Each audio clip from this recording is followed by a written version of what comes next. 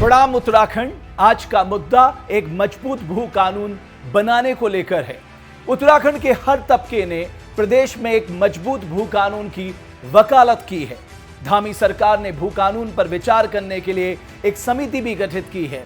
आपको बता दें कि संविधान ने राज्यों को यह ताकत दी है कि वो भूमि कानून में संशोधन कर सकते हैं। लेकिन सबसे पहले आइए आपको बताते हैं उत्तराखंड में मौजूदा भू कानून है क्या।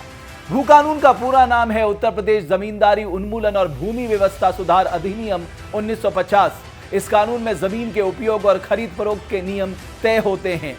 आइए सबसे पहले आपको बताते हैं 2018 में भू कानून में जो संशोधन हुए हैं उन पर क्यों बवाल मचा हुआ है।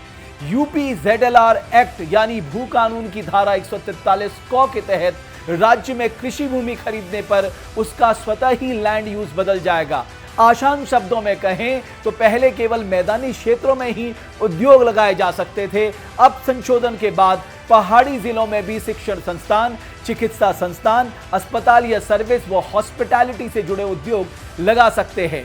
संशोधन में यह भी स्पष्ट है कि 12.5 एकड़ से भूमि खरीदने की स्वीकृति डीएम देंगे, जबकि इससे अधिक भूमि खरीदते हैं तो आपको सरकार से अनुमति लेनी होगी। इससे पहले भी भू कानून में 2 बार साल 2003 और साल 2007 में संशोधन हो चुके हैं। हमारे प्रदेश में हिमाचल की तर्ज पर भू कानून बनाने की खूब चर्चा हो रही है।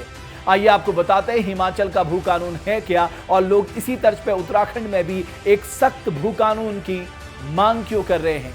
हिमाचल के भू कानून का नाम है हिमाचल प्रदेश काश्तकारी एवं भू सुधार अधिनियम 1972। 1972 में इस कानून में संशोधन के बाद धारा 118 जोड़ी गई, जिसके तहत कोई भी कृषि भूमि गैर कृषि कार्यों के लिए नहीं बेची जा सकती। अब सवाल उठता है, क्या सख्त भू कानून से उत्तराखंड में जमीनें बची रहेंगी? क्या पलायन रुक पाएगा? एक रिपोर्ट के मुताबिक राज्य में 20 साल में 1,22,000 हेक्टेयर कृषि भूमि कम हुई है। आप सोचिए, साल 2000 में कृषि का कुल क्षेत्रफल 7.70 लाख हेक्टेयर था, जो आज घटकर 6.48 लाख हेक्टेयर हो चुका है।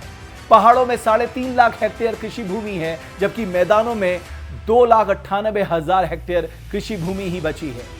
खेती का आलम यह है कि पहाड़ों में छोटी और बिखरी जोत है। 91% लघु और सीमांत किसान है। पहाड़ों में केवल 13% जमीन पर ही सिंचाई की सुविधा उपलब्ध है। जंगली जानवर फसल को नुकसान पहुंचा रहे हैं। फसल हो भी गई हो तो बाजार उपलब्ध नहीं है। शायद इसलिए पहाड़ के लोग खेती से मुंह फेर रहे हैं।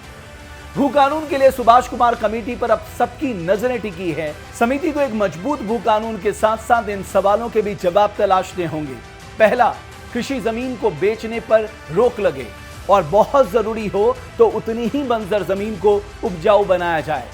दूसरा, खेती को जंगली जानवरों से बचाने के ठोस उपाय किए जाएं।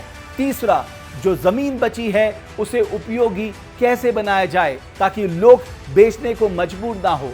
चौथा, सीमांत क्षेत्र में किसी भी तरह की जमीन ना बिके। पांचवा, जिस प्रयोजन हेतु जमीन दी गई है वह केवल उसी प्रयोजन के लिए इस्तेमाल हो, और अगर ऐसा नहीं होता तो वो जमीन स्वतः ही सरकार के पास आ जाए। छठा, एक निश्चित अवधि के लिए जमीन को लीज पर देने की व्यवस्था की जाए। धामी सरकार का ये आखिरी विधानसभा सत्र होगा।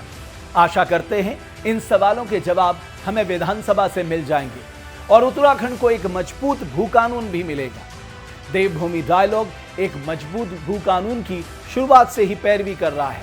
आज के फैक्ट चेक में इतना ही। कल एक नए मुद्दे पर फिर आपके सामने हाजिर होंगे। अगर आप किसी मुद्दे पर फैक्ट चेक चाहते हैं तो हमें ईमेल कीजिए devbhumidialogue@gmail.com। आप फेसबुक और यूट्यूब के कमेंट बॉक्स में जाकर भी हमें संदेश भेज सकते हैं। बहुत बहुत धन्यवाद आपका। अगर आप हमारी इस खबर को फेसबुक पे देख रहे हैं तो पेज को फॉलो करें, और अगर यूट्यूब पे देख रहे हैं तो चैनल को सब्सक्राइब जरूर करें।